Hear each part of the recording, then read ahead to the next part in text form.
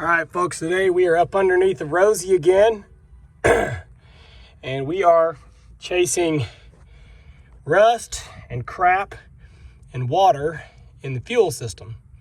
So I'm going to walk you through, I made a video in the past about having to purge air in the system. I'm going to walk you through now, going through the whole system to make sure and clear out rust and debris and anything else that might be blocking up your lines.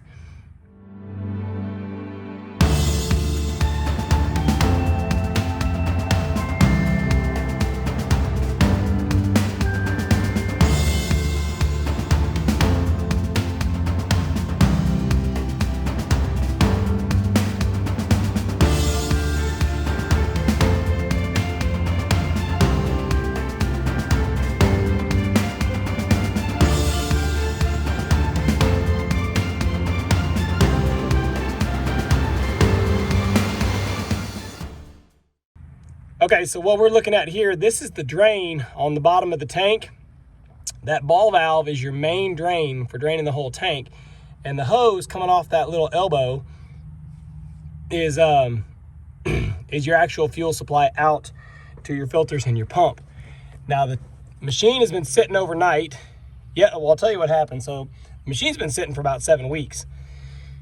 I finally came down here Monday, today's Wednesday. I came down here Monday, fired it up, popped right off, sounded great. Drive over here, start digging on the first tree, and it stalls down like it's run out of fuel. I said, okay, that's fuel filters. It's been sitting, that makes sense.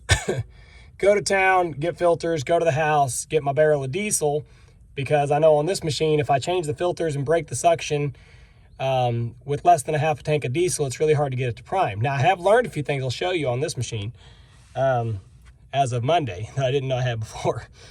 Or at least one thing. Anyway, so I went ahead and added in like 20 gallons of diesel, changed the filters, finally got it to prime up and start. Went to digging on the first tree and it stalled out again. Now, when I was trying to get it to prime that time, I was going through, man, I had to crack every line, prime everything I could. No, I take that back. It didn't start. I couldn't get it to start. And so I thought, man, I've got it really either aired up or I've got a blockage somewhere. So I was going through checking for air leaks. I was cracking everything I could. Well, I started priming on the lift pump, which is up on the side of the engine. I think I've showed you all that before, and it wouldn't pull prime. I said, okay, well, it's not getting fuel. I disconnected the fuel line from it, dropped it down. Should have been gravity flow, it wasn't draining. And what I'm gonna do right now is crack this again and see if there's any water. See that running out? That's not pink diesel. Looks almost clear. Now, it could be yellow diesel, but I haven't put, or green diesel. I have not put green diesel in this machine in years. So that, to me, looks a lot like water. And we watch it for a minute, it'll start to get pinker in color. That'll be your diesel starting to cut through. There it goes. Oh, wait, there was a little bit of red, still pink.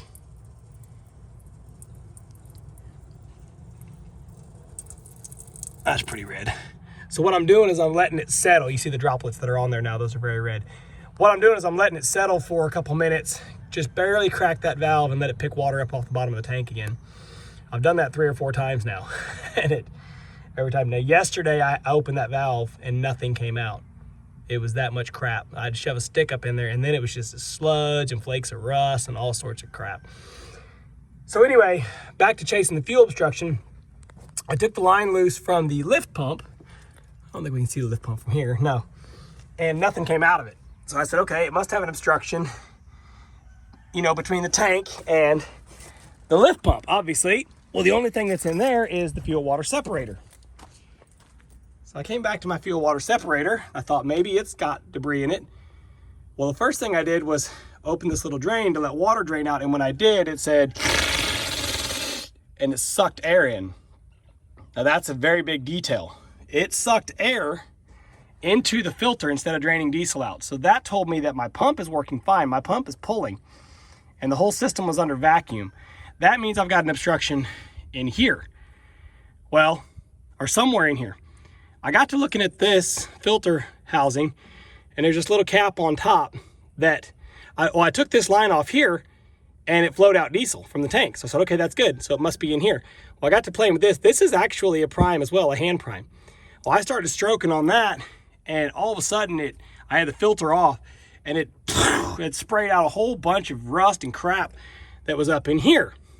So I got that cleared out, got it flowing clean diesel, hooked everything back up, got the engine to start then. It was running better, started digging on the first tree, got this tree at least dug out and knocked down, went to start digging the rest of the stump out because it was rotten and snapped off, went to start digging the stump out, died again. So I said, okay, start going through the whole system. This fuel line out to the pump, I took it completely off, slung it around, blew through it just with my mouth. I didn't have my air compressor, it was fine, empty. Took this line loose again, and it was not flowing. So I chased that line back up here under the tank, and that gets us back up to where we were there. And the problem is that little elbow coming off is welded on, so you can't just take it off and clean it. Well, I had a couple little scraps of small wire. I had a piece of aluminum wire. It was too flimsy. I tried to shove it up in there. It was kinking and bending and wanting to break. And the only thing I had was too heavy. I had this big, this is a piece of like 6-gauge copper. It was too big. So I couldn't get it to go around the corner. Anyway, I finally got my piece of aluminum wire to go up in there and feed in and out a couple times, but still it wouldn't clear. So I shut it down for the day. I was out of time. I came back today with a couple different tools that I'll show you. And honestly, the moneymaker here, zip tie. Zip ties are actually relatively rigid, but still very flexible. Shoved that zip tie up in that little tube a couple times, yanked it back out, and it started flowing diesel. Now, it didn't seem like it was flowing full bore, but I hooked it back up, disconnected this line here, and dropped it down, and it was flowing, but it was like trickling. Here's the moneymaker. Brought the air compressor with a full charge, just a little air gun. And I learned this from Ryan, by the way. Stuck that air gun right here in the hose, blew it back to the tank, heard it bubbling heavy in the tank instantly, dropped that line back down to the ground. It flowed heavy, flowed clean. So that's blown out. Now that doesn't mean that rust and debris can't fall back in that little line, and it probably will, but that's clear for now, and everything else should be clear. So we're gonna go through and make sure everything's primed up. First, I'm gonna put all these plates and everything back on, get the machine put back together. But make sure everything's primed up, and we'll see if we can get her started. But I wanted to explain that to you guys. I'll let you know for sure how it starts up here in a little bit, but I wanted to describe that process basically of starting at the, I started at the prime on the injector pump, and it would not prime up with diesel. And like I said, after I cranked and I was using ether to try to get it to fire off, and it wouldn't stay running. Then I came back here and I checked the fuel water separator, and when it sucked in air bubbles, again, that told me that there was an obstruction somewhere from here back to the tank, because the pump was actually sucking against it. And so yeah, just went through. I wanted to show you guys that little prime knob on top there. I've never used that thing before. I've always seen it there, never realized that it was actually a prime. This filter housing, as long as the tank is full, that filter housing stays full on gravity flow. But anyway, yeah, so I want to show you guys that, and I wanted to explain to you about, like I said, the zip tie, a little simple old zip tie, did the trick to at least get that line flowing again. Oh, and then I wanted to mention, of course, realistically, it'd probably be a good practice that, every month or so, you just go out, and crack the drain on your tank and let it drain out any water that's in there, because your tank is a natural, just, gravity, density based fuel water separator. And then you've got your actual fuel water separator here. But I have never, I've opened that valve one other time, I think, but it's been about a year ago. Anyway, so I want to show you guys those couple of things, explain them to you. Everything should be good now. If I want to, I could do one more test where I can go up on the injector pump and disconnect the other end of this line. This is your line out from the fuel water separator to the injector pump. I could disconnect it, drop it down, make sure it flows. But I have no reason to believe that it won't. I may have to go through and crack my injectors again, just because I have gotten some air in the system. I probably will go ahead and do that just to be sure. But yeah, like I said, for now, I'm gonna get these plates put all back on, and then I'll let y'all know what happens. All right, we rolling. You can hear Rosey running again.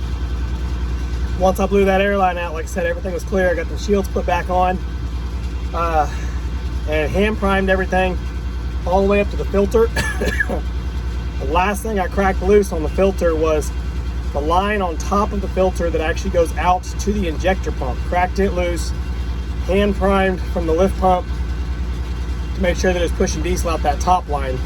That means the only air that can be left at that point is from there down to your injector pump, back up to your injectors. Went through and cracked all 6 injectors. And interestingly enough, cranked and cranked and cranked and cranked and cranked, and the injectors would not weep. They should have. I mean, I guess maybe eventually they would have. But I did finally break out the ether just to cheat. Got it to finally fire off on ether a couple times. Cranked down 3 of the injectors. That was enough to get it to kind of crank and want to start without ether. Cranked down 2 more, just left 1 open. Probably could have cranked down all 3 at that point. But I finally got it to fire up, run on its own without ether. It's been running now at half throttle for 10 minutes while I pick up tools and kind of clean up and stuff. So cranked down that last injector, made sure everything else was tight, no leaks. Now we're going to go to work and hope it doesn't do this crap